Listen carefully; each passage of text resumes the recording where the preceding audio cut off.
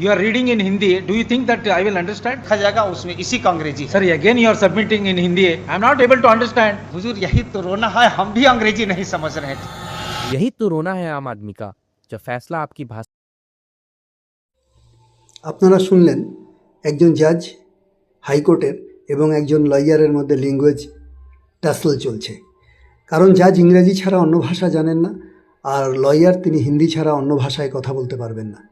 এবার প্রশ্ন হলো, হাইকোর্ট এবং সুপ্রিম কোর্টে বিচার প্রক্রিয়া সম্পন্ন করার জন্য কি শুধুমাত্র ইংরেজি ভাষাই প্রযোজ্য? এর উত্তর হলো হ্যাঁ। কারণ ভারতবর্ষের সংবিধানের 348 নম্বর ধারা অনুযায়ী হাইকোর্ট এবং সুপ্রিম কোর্টের বিচার প্রক্রিয়া শুধুমাত্র ইংরেজি ভাষাতেই সম্পন্ন হবে। কারণ হাইকোর্ট এবং সুপ্রিম কোর্টে জাজেরা বিভিন্ন রাজ্য থেকে আসেন এবং তাদের একটা ল্যাঙ্গুয়েজ প্রবলেম থাকে। তবে কোনো রাজ্যের গভর্নরের অনুমতি নিয়ে সেই সংশ্লিষ্ট রাজ্যের ভাষা প্রযোজ্য হতে পারে হাইকোর্টে। যেমন বিহার, উত্তরপ্রদেশ, রাজস্থান, মধ্যপ্রদেশে হিন্দি ভাষাতে বিচার প্রক্রিয়া সম্পন্ন হয়। আমাদের পশ্চিমবঙ্গের ক্ষেত্রেও সেটা হতে পারে। কলকাতা হাইকোর্টে ইংরেজি ভাষাই প্রযোজ্য।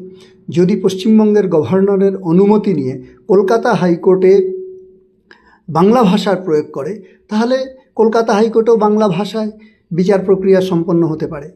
কারণ সাধারণ মানুষ বুঝতেই পারে না তার বিরুদ্ধে বা পক্ষে কী রায় হচ্ছে, কিভাবে বিচার প্রক্রিয়া সম্পন্ন হচ্ছে।